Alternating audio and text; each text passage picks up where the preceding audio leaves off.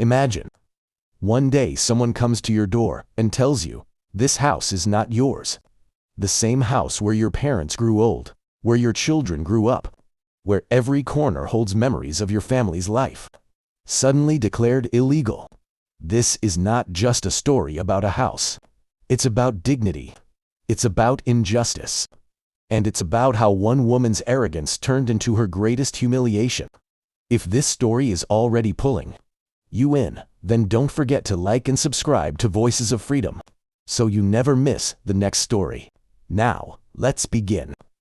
Our story begins with a small family living inside an old but beautiful house. The man of the house is elderly now, weak in body, but still strong in spirit. He lives with his loving wife and their only son, who works hard every day to support them. This house is not just a shelter for them. It is their legacy. Years ago, it belonged to the family's father, a decorated major general. He was a man of honor, a soldier who gave his life to his country and his family. When he passed away, he left behind not only his medals and his memories, but also this house, so that his family could always have a place they could call home. Inside this house are decades of love and sacrifice. Old photographs on the walls tell stories of pride and struggle. Every room carries memories of family dinners, laughter, and also the quiet tears of loss. Our story begins with a small family living inside an old but beautiful house. The man of the house is elderly now, weak in body, but still strong in spirit. He lives with his loving wife and their only son, who works hard every day to support them. This house is not just a shelter for them. It is their legacy.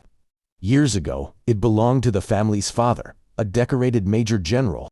He was a man of honor, a soldier who gave his life to his country and his family. When he passed away, he left behind not only his medals and his memories, but also this house, so that his family could always have a place they could call home. Inside this house are decades of love and sacrifice. Old photographs on the walls tell stories of pride and struggle. Every room carries memories of family dinners, laughter, and also the quiet tears of loss. For months, the family lived quietly in their home. They caused no trouble to anyone. Their days were simple, filled with routine, the father sharing stories of the past, the mother holding the family together, and the son working tirelessly to keep the household running. But peace never lasts forever, because in that very neighborhood lived a woman who carried not kindness in her heart, but arrogance and suspicion. Her name was Karen. Karen had always looked at this family with doubt. In her eyes, they didn't belong here. She refused to believe that this old house, strong, proud, and full of history, could ever belong to people like them. She whispered to neighbors, planting seeds of suspicion. And one day, she decided to take matters into her own hands. Karen stood outside, her voice sharp, echoing down the street. She pointed at the family's home and shouted, "They don't own this house. They are squatters, thieves, living here illegally." The neighbors froze. Some looked away, unwilling to get involved. Others watched silently, afraid to speak the truth. But Karen didn't stop. She picked up her phone, her hand shaking not with fear, but with the excitement of control. She dialed the police. "Hello, officer. Yes, I'd like to report a crime. There's a family here who has illegally occupied a house that isn't theirs. They're trespassers. Please come quickly." And just like that, with a single phone call, she set into motion a storm that would shake the dignity of an innocent family. Karen didn't stop. She picked up her phone, her hand shaking, not with fear, but with the excitement of control. She dialed the police. "Hello, officer. Yes, I'd like to report a crime. There's a family here who has illegally occupied a house that isn't theirs. They're trespassers. Please come quickly." And just like that, with a single phone call, she set into motion a storm that would shake the dignity of an innocent family. Minutes later, the sound of police sirens broke the silence of the neighborhood. Cars pulled up in front of the house. Lights flashed red and blue across. The walls that had once held only warmth and memories. The elderly man struggled to understand what was happening. His wife's hands trembled as she held onto the gate. Their son stepped forward, confusion and fear battling in his eyes. The officers walked toward them, firm, unyielding. "We've had a complaint," one officer said coldly. "This house, is it yours? Do you have the documents to prove it?" The elderly man, startled, tried to respond. His voice was weak, his hands shaking. He stammered, "This house. It was built by my father. He was a major general. This is our family's home." But Karen cut in, her voice loud and sharp, drowning his words. "Don't listen to them. They're lying. Look at them. They can't even show papers. Arrest them before they cause more trouble." The officers turned back, demanding documents. The son rushed inside, searching frantically for the old files, papers yellowed with age. Tucked away in forgotten drawers, he brought them out, his hands shaking as he held them forward. "Please, officer, these are the documents.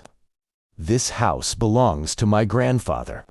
He served this country. He earned this home with his blood and sacrifice." But Karen laughed bitterly. "How convenient. Old papers no one can even read. Do you really expect us to believe this nonsense? These people are frauds. Arrest them." The officers barely looked at the documents. To them, Karen's loud accusations seemed louder than the quiet truth of an innocent family. "Step aside," the officer ordered. He turned to the son.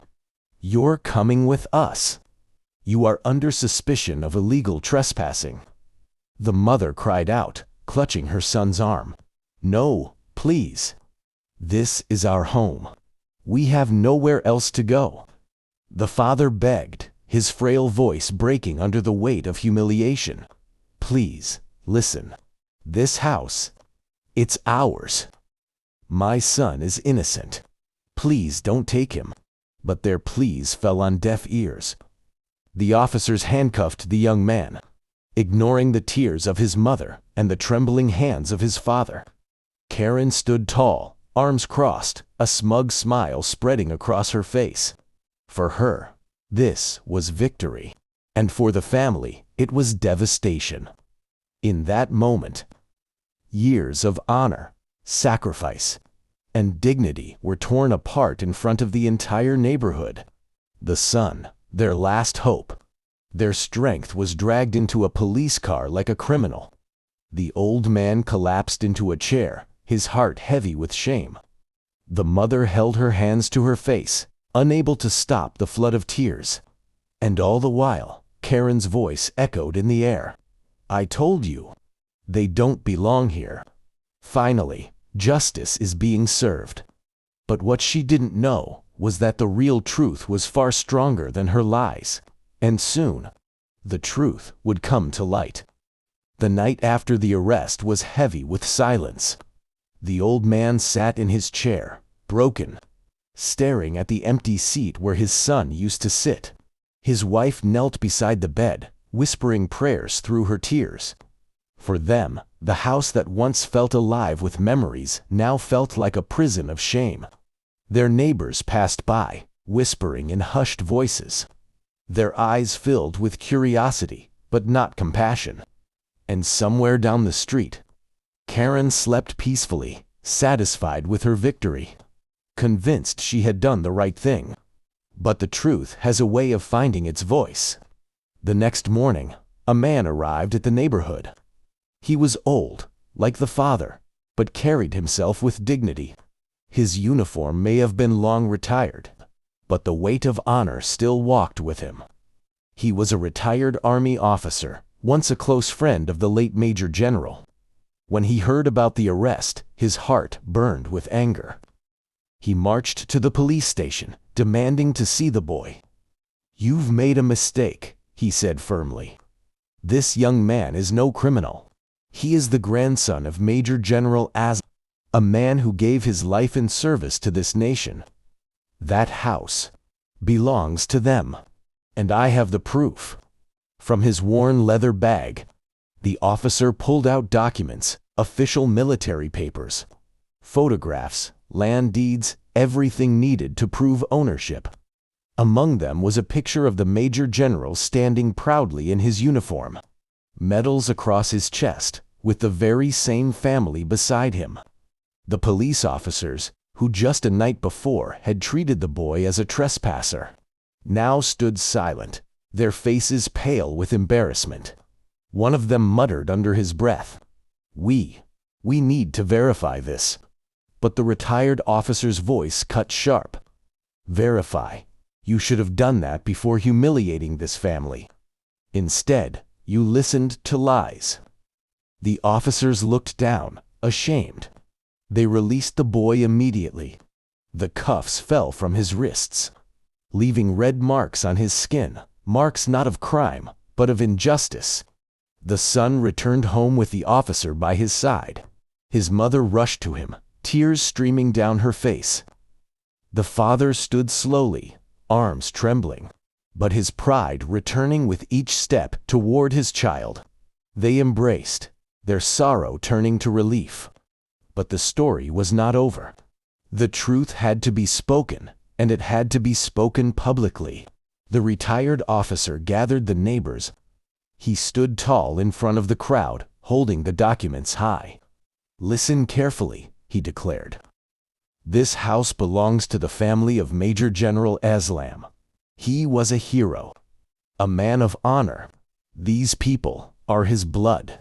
How dare anyone accuse them of stealing what is rightfully theirs?" The crowd murmured in shock.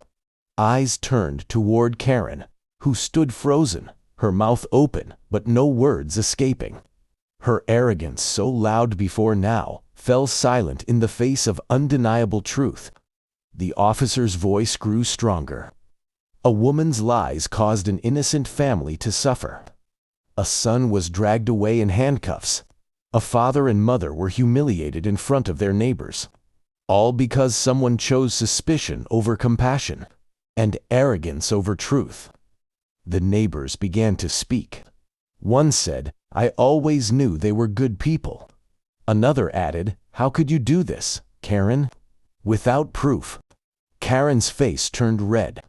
She stammered, her voice trembling. I thought they were lying. I just wanted to protect the neighborhood. I didn't mean," but her excuses were drowned out by the voices of the crowd. "You should be ashamed," someone shouted. "You humiliated them," cried another, "all because of your pride." Karen tried to speak again, but the words died in her throat. For the first time, the woman who had shouted so loudly now had no voice at all. Her eyes dropped to the ground. She could not meet the gaze of those around her. Her face burned with humiliation. The family stood quietly through it all. They did not shout. They did not curse. Their silence spoke louder than Karen's accusations ever had, because they no longer needed to prove anything. The truth had already spoken for them. Karen, once so proud, now stood small and powerless in front of the very people she had tried to impress. And in that moment, she learned a lesson she would never forget, that arrogance leads only to shame, and lies are always exposed by the light of truth. The storm had passed. The truth was out. And the family, once humiliated in front of their neighbors, now stood with their dignity restored. The young son sat beside his father, still shaken by the weight of the handcuffs that had marked his wrists. His mother held his hands, whispering prayers of gratitude. The retired officer placed a reassuring hand on the father's shoulder, reminding him that honor cannot be stolen by lies. That night, the family gathered around the dining table, the same table where generations before had sat, where the Major General once shared stories of courage and sacrifice. For the first time in days, They felt peace return to their home.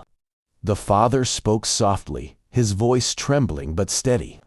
"My son, you must remember this.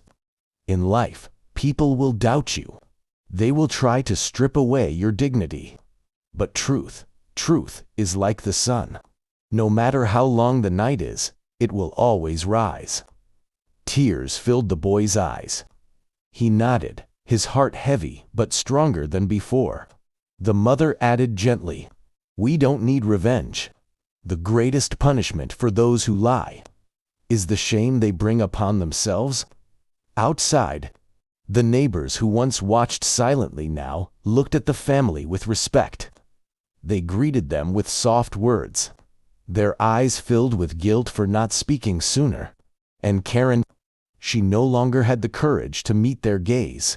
She avoided their street, her pride shattered, her arrogance reduced to silence. For the family, life would never be the same again. The scars of humiliation would remain, but so too would the strength of their survival, and the knowledge that no matter how powerful a lie may seem, the truth will always stand taller. This story is more than just about one family. It is about all of us.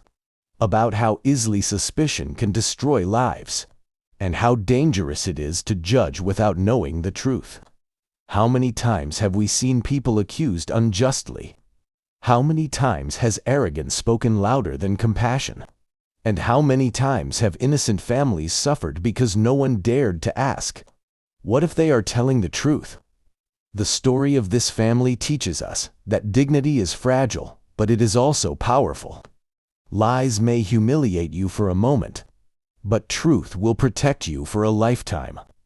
If this story touched your heart, then don't let it end here. Be the voice that stands with truth. Hit the like button right now. It tells us that you believe stories like these matter. Press subscribe and turn on the bell icon so you never miss the next powerful story we bring to light. And share this video with your friends and family, because somewhere out there, someone might need to hear this message today. This is Voices of Freedom, and together, we make sure that no voice against injustice ever goes unheard.